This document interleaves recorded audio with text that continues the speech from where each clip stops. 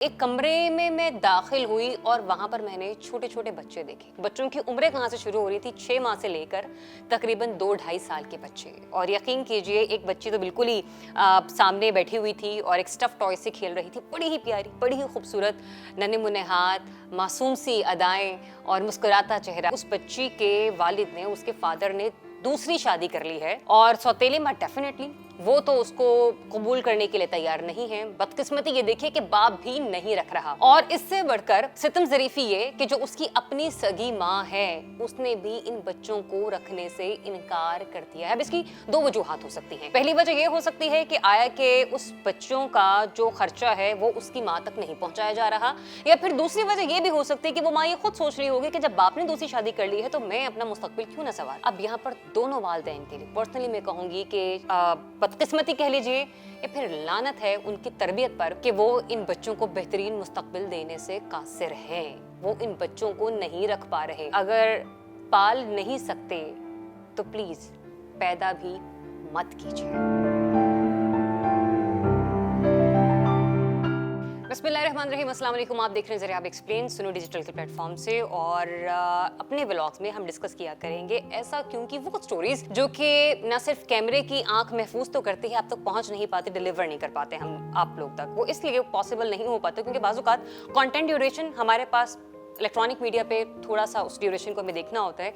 तो सुनो डिजिटल की टीम ने ये डिसाइड किया है जनाब कि कुछ ऐसी स्टोरीज जो कि कैमरे की आंख से ओझल हो जाएंगी वो जरूर आप तक पहुंचाई जाएंगी। और इसके अलावा भी अगर आपको लगता है कि इस सोशल इश्यू पर डिस्कशन होनी चाहिए या मैं अपनी राय का इजहार करूं और किसी बेहतरीन सोल्यूशन के साथ आप लोगों के सामने आऊं, तो वो भी हम डिस्कस किया करेंगे। इस बार जो हम डिस्कस करने जा रहे हैं वो है चाइल्ड लेबर एक्ट। खैर इस एक्ट को तो मैं डिस्कस नहीं करूंगी क्योंकि प्रोग्राम का सारा फॉर्मेट ही हमने इस तरह से डिसाइड किया था और डिजाइन किया था।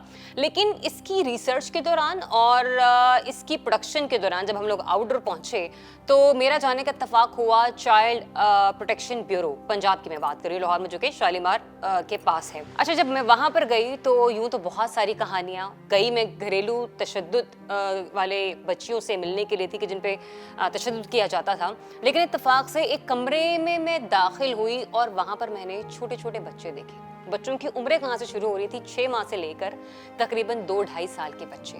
और यकीन कीजिए एक बच्ची तो बिल्कुल ही सामने बैठी हुई थी और एक स्टफ टॉय से खेल रही थी। बड़ी ही प्यारी, बड़ी ही खूबसूरत, नन्हे मुन्ने हाथ, मासूम सी अदाएं और मुस्कुराता चेहरा। उसको मालूम भी नहीं था कि जहाँ पर मैं बैठी हुई हूँ ये मेरा अपना घर है, ये कोई स्कूल है, क्योंकि अमूमन हमने छोटी 4-5 उम्र के बच्चों से लेकर नाबालिग बच्चे, जिसमें हम लोग कहते हैं 9वीं 10वीं क्लास के बच्चे, हमने वहां तक के बच्चों को एक छत तले देखा है। लेकिन ये कौन सी जगह है जहां पर उस बच्ची के अलावा भी बहुत सारे बच्चे मौजूद थे।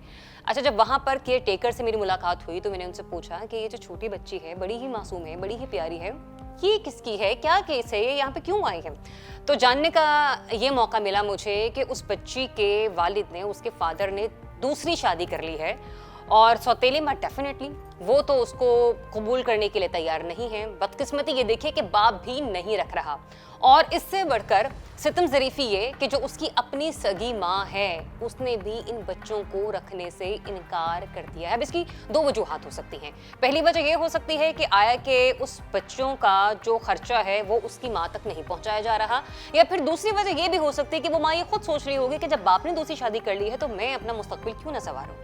अब यहाँ पर दोनों वालिदैन के लिए पर्सनली मैं कहूँगी कि बदकिस्मती कह लीजिए या फिर लानत है उनकी तरबियत पर कि वो इन बच्चों को बेहतरीन मुस्तकबिल देने से कासिर हैं। वो इन बच्चों को नहीं रख पा रहे।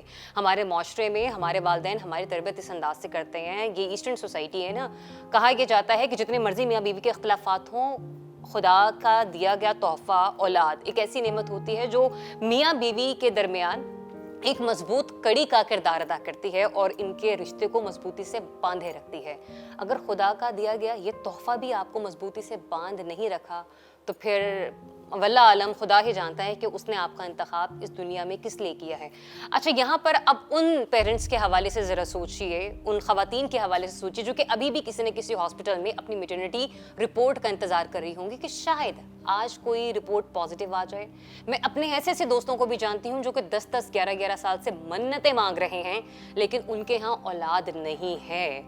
ऐसे ऐसे दादा दादी को तरसते हुए देख रही हूँ जो कि अपने हाथों में अपने पोता पोती को खिलाना चाहते हैं, नवासा नवासी को नाना नानी खिलाना चाहते हैं लेकिन उनके पास ये नेमत मैसर नहीं है, तो खुदा के लिए अपने बुजुर्गों का भी एहतराम करें और उनकी इन ख्वाहिशों को, अपनी ख्वाहिशों की भेंट मत चढ़ाइए। लेकिन यहाँ पर उन दादा दादी और नाना नानी का भी उतना ही कसूर है कि जिन्होंने ज़बरदस्ती की शादियाँ करवाई हैं। प्लीज़ प्लीज़ प्लीज़ ज़बरदस्ती की शादियाँ मत करवाइए, क्योंकि आपके लिए गए फैसले इस तरह से हमें चाइल्ड प्रोटेक्शन ब्यूरो में जगह जगह जा बजा नजर आते हैं। दुआ इकलौती बेटी नहीं है, दुआ और दोहा दो जुड़वा बहनें हैं। आई जस्ट होप कि जल्द ही कोई वहाँ पर आए, या तो उनके वालिदैन में से कोई, या फिर उनके नाना नानी में से, या फिर उनके दादा दादी में से, और उन्हें वहाँ से आकर ले जाएं। आखिरी बार सिर्फ ये कहना चाहूँगी कि अगर पाल नहीं सकते तो प्लीज़ पैदा भी मत कीजिए। कि मुल्क मौशी तौर पर इस पर बदहाली का शिकार है। अगर हम मौशी एतबार से इसके लिए कुछ नहीं कर सकते तो अखलाकी एतबार से माशरती पहलुओं को मद्देनज़र रखकर हम इस मुआशरे की तश्कील में क्या मुस्बत किरदार अदा कर सकते हैं, ये हमें मिलकर सोचना होगा। आज का व्लॉग, ये सोशल टॉपिक अगर आपको पसंद आया हो तो कमेंट बार में जाकर अपना फीडबैक हमें ज़रूर दीजिएगा, और अगर आप चाहते हैं कि इस सोशल इशू पर गुफ्तगू होनी चाहिए तो वो पॉइंट भी यहाँ पर ज़रूर मेंशन कीजिएगा। Thank you.